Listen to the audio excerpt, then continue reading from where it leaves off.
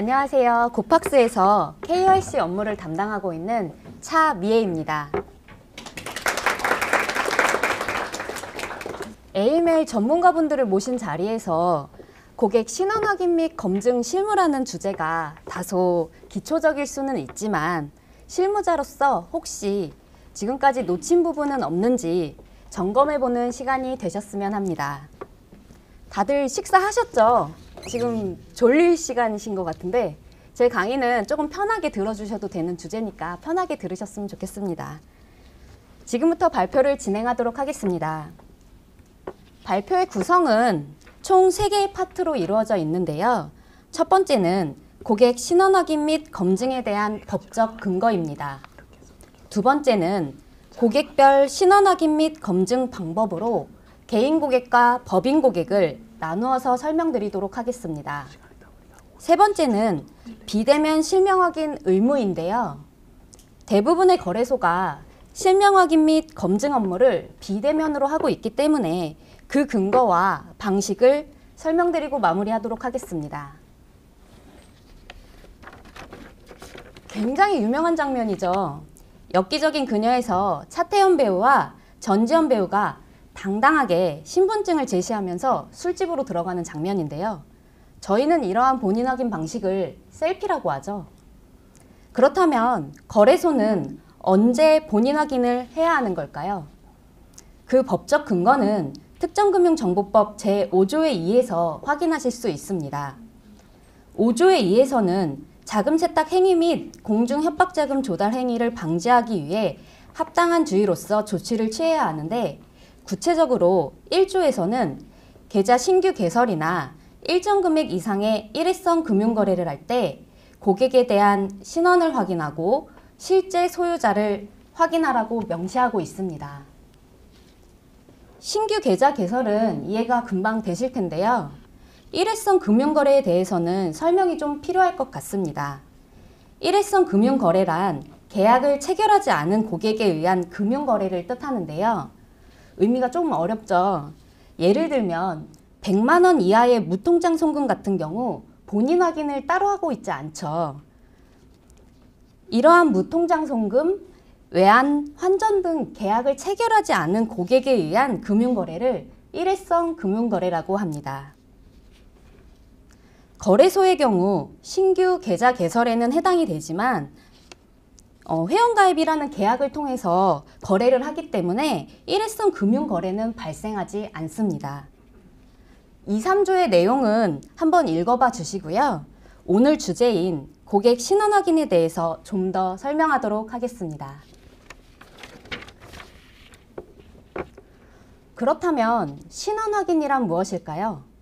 실명 확인하고는 어떻게 다른 걸까요? 실명과 신원의 차이점은 법령에서 비교가 가능합니다.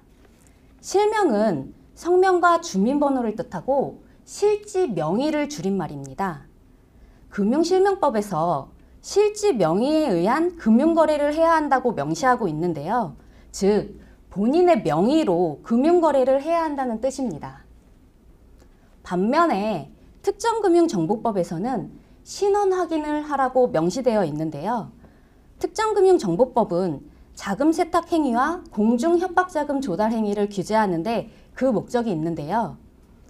실명 확인만으로는 그 사람이 자금 세탁을 하는지 공중 협박자금 조달 행위를 하는지 알 수가 없기 때문에 실지 명의뿐만 아니라 주소, 연락처, 실소유자 등 거래자 본인이 당사자가 맞는지 추가적인 정보들을 통해서 확인해야 합니다. 실명을 확인할 때 실명 확인 증표, 즉 신분증을 사용하는데요. 대면과 비대면이 유효 신분증에서 차이가 있기 때문에 설명을 드리고자 합니다. 실명을 확인하는 방법은 대면과 비대면이 동일한데요. 국가기관 등이 발급한 것으로서 성명, 주민번호 등이 기재되어 있고 부착한 사진에 의해 본인 확인이 가능하다면 실명 확인이 가능합니다. 대면에 의해서 유효한 신분증은 주민등록증, 운전면허증, 여권뿐만 아니라 복지카드, 공무원증도 가능합니다. 그러나 비대면에서는 유효한 신분증이 내국인 기준 주민등록증, 운전면허증, 여권입니다. 비대면에서 가능한 신분증은 3가지이지만 대부분의 거래소에서 여권의 경우는 주민번호 뒷자리와 주소 확인이 어렵기 때문에 아직까지는 주민등록증과 운전면허증만 유효합니다. 고객 신원 확인을 하고 나면 검증을 해야 한다고 언급하고 있는데요. 검증이라는 개념을 설명드리고자 합니다. 검증의 정의는 신뢰할 수 있고 독립적인 문서, 자료, 정보 등을 통하여 정확성을 확인하는 것입니다. 검증의 정의는 그렇게 확인하시면 되고요. 그 방법으로는 문서적인 방법과 비문서적인 방법이 있습니다. 문서적인 방법은 말 그대로 등초본, 재직증명서, 전기, 가스요금 등 그런 청구서와 같은 게 문서에 의한 방법이고요. 비문서적인 방법은 문서적 방법을 제외한 모든 방법을 뜻합니다. 예를 들어서 1382 전화로 신분증 진위 여부를 확인하거나 카카오나 네이버에서 제공하는 모바일 전자증명서도 비문서적인 방법입니다. 신원을 확인하고 검증하는 방법은 오른쪽에 정리해 두었는데요. 2개의 실명 확인 증표를 제시한다면 확인하고 검증되었다고 볼 수 있습니다. 실명 확인 증표 하나와 문서적인 방법 또는 비문서적인 방법 하나를 택한다면 신원을 확인하고 검증했다고 볼 수 있습니다. 여기서 중요한 점은 1차 문서인 실명 확인 증표가 필요하다는 점인데요. 당연한 이야기지만 실명 확인은 실명 확인 증표 없이 등본이나 재직증명서만으로 신원을 확인하고 검증할 수 없습니다. 이건 검증에 대한 개념을 설명드리기 위한 예시고요. 앞서 설명드린 방식이 검증을 위한 개념이지 거래소에서 회원가입할 때 주민등록증과 등본 받고 신원 확인하고 검증했다는 뜻은 아닙니다. 특정금융정보법상 신원 확인 및 검증은 어떻게 적용되는지 다음 장에서 설명드리도록 하겠습니다.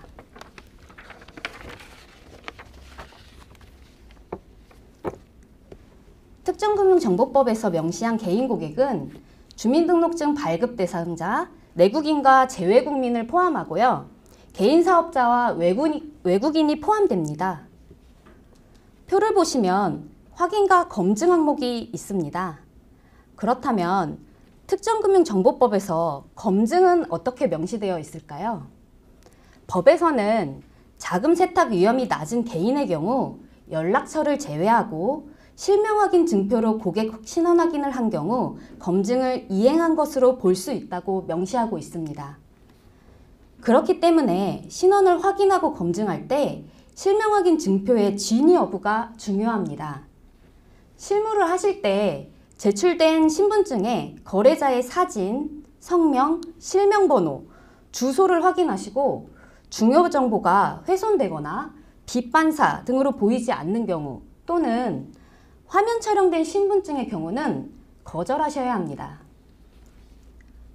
앞서 말씀드린 대로 개인 사업자도 개인 고객에 해당되기 때문에 개인에 준하는 신원 확인 및 검증이 필요합니다. 개인 사업자가 제출하는 사업자 등록증은 업종을 확인하기 위한 서류이지 여기에 적혀있는 성명과 생년월일로 신원 확인하시면 안 됩니다. 다시 말해서 개인 고객처럼 실명 확인 증표로 실지 명의를 확인하고 필요한 절차를 이행하셔야 합니다. 외국인의 경우 실명 확인 증표로 외국인 등록증을 받고 뒷면을 통해 체류지를 확인하고 있는데요.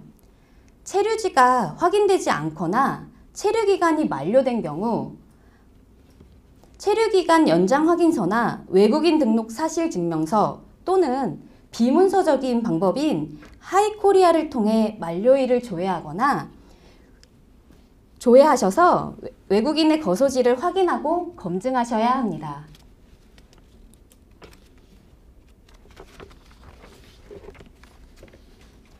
외국인 등록증이 2023년 4월 1일부터 변경되었습니다. 간략히 설명드리자면 사진이 오른쪽으로 변경되면서 확대되었고 외국인 등록번호 13자리를 주민등록과 같은 방식으로 기재되었습니다. 또한 QR코드를 통해 성명, 성별, 체류 자격 등이 확인 가능합니다. 4월 1일부터 발급된 외국인 등록증에서 확인 가능하고 기존 발급된 외국인 등록증의 경우는 재발급 받기 전까지는 유효합니다. 이렇듯 실명확인 증표에 변경이 있다면 해당 내용을 확인해 주셔야 실무에서 신분증의 위변조 여부를 확인할 수 있습니다. 구체적인 내용은 법무부 보도자료를 통해 확인해 주시길 부탁드립니다. 다음은 법인인데요. 법인의 경우 주민등록증이나 운전면허증이 따로 없죠. 법인은 자연인과 구별되는 법률에 의한 단체나 재산을 의미하는데요. 특정금융정보법에서 확인해야 하는 법인 신원 확인 사항을 다음과 같이 정의하고 있습니다. 간략하게 설명드리자면 영리법인은 업종, 비영리 및 단체는 설립 목적, 외국 단체는 국내 거소지를 확인한다는 점을 제외하고는 확인해야 하는 사항은 동일합니다. 법인의 실질 명의를 확인하는 서류로 영리법인은 사업자 등록 증명원과 등기사항 전부 증명서가 있고 비영리 단체의 경우는 고유번호증을 확인하고 있습니다. 마찬가지로 이를 검증하는 방법도 문서적 방법과 비문서적 방법이 있는데요. 법인의 경우는 대면이 원칙이기 때문에 추가적으로 법인 인감증명서, 주주명부 등 법인의 실체를 확인할 수 있는 다양한 문서를 진구하고 있고 전자공시나 크레탑 정보 등 비문서적인 방법으로도 검증을 하고 있습니다. 사실 저도 법인 KYC를 담당하고 있는데요. 법인의 경우는 서류를 확인해야 되기 때문에 오탈자뿐만 아니라 서류가 제대로 진구되고 있는지도 확인해야 되고요. 실체를 파악할 수 없다면 그때그때 추가적으로 요청하는 서류도 달라지곤 합니다. 법인을 담당하는 실무자는 미신고 가상자산 사업자와 거래하지 않도록 법인에 대한 신원을 확인할 때 모든 검증 방법을 사용해서 꼼꼼하게 처리될 수 있도록 주의하셔야 합니다. 다음 주제는 비대면 실명 확인 의무에 대해서 설명을 하려고 하는데요. 그 근거에 대해서 먼저 알아보려 합니다. 은행 창구에서 계좌 개설한다고 휴대폰 인증하지 않잖아요. 그렇지만 거래소에서는 계정을 개설할 때 휴대폰 인증합니다. 왜 그럴까요? 거래소는 비대면으로 회원가입을 하고 있기 때문에 비대면 실명 확인 방식을 준수하셔야 합니다. 그 근거는 금융위가 발표한 2015년 계좌 개설 시 실명 확인 방식 합리화 방안에서 확인할 수 있습니다. 금융실명법에서는 실명 확인 방식을 거래자가 대면하는 방식으로 정의하고 있었는데요. 이를 대면하지 않아도 거래자의 실명을 확인할 수 있는 복수의 방식으로 확인 가능하다라고 유권 해석이 바뀌면서 비대면으로도 실명 확인이 가능하게 되었습니다. 이후 2017년에는 비대면 실명 확인 관련 구체적인 방안이 개정안이 발표가 됐고 여기서 비대면 실명 확인의 정의뿐 아니라 범위, 종류, 방식 등을 명시하였습니다. 전부 설명드리면 좋겠지만 시간 관계상 저는 비대면 실명 확인 방식에 대해서 좀 더 설명을 드리도록 하겠습니다. 비대면 실명 확인 방식은 2+1 방식인데요. 의무사항 5가지 중에서 2가지 이상을 택하고 권고사항 2가지 중에서 1가지를 택해서 복수의 방식으로 실명 확인을 하고 있습니다. 예를 들어서 1번의 실명 확인 증표 사본 제출과 4번의 기존 계좌 활용을 택하여 의무 항목에서 2가지 선택 가능합니다. 1번과 2번, 1번과 3번 이런 식으로 2가지 이상을 중첩해서 사용하기만 한다면 어떤 방법도 가능합니다.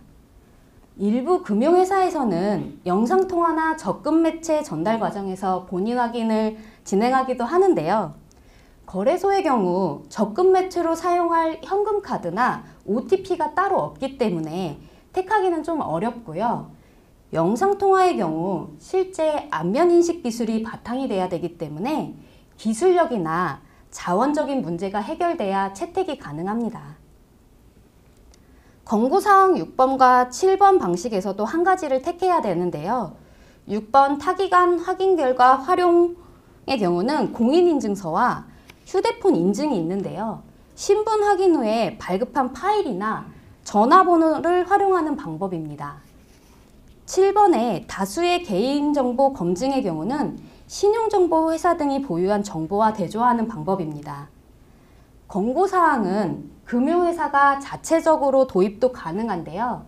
예를 들면 카카오나 네이버 인증 또는 셀피가 여기에 해당이 됩니다.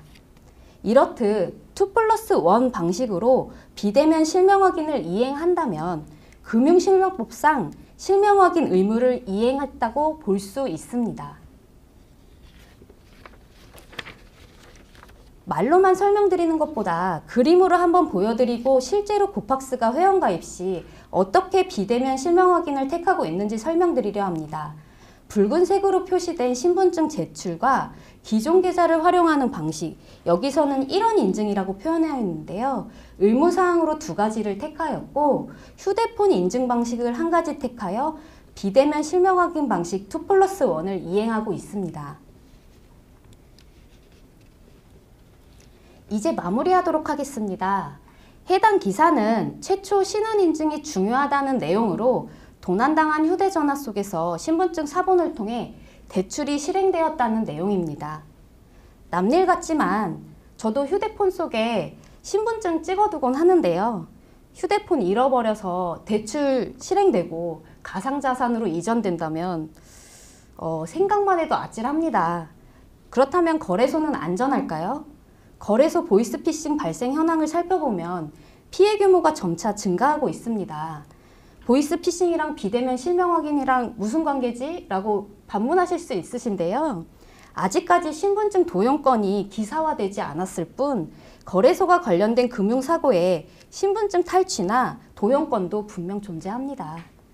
이러한 문제를 해결하기 위해서는 기술력도 확보돼야 되지만 근본적인 보완책은 실무진들의 꼼꼼한 고객 신원 확인 및 검증이라고 생각합니다. 그래서 이러한 발표 주제를 정하였고 실무를 하실 때 조금이라도 제 발표가 도움이 되시기 바라겠습니다. 발표 이후에 쉬는 시간이어서 따로 질문은 받지 않고 마무리하도록 하겠습니다. 혹시 질문이 있으시면 메일을 주시면 제가 답변하도록 하겠습니다. 감사합니다.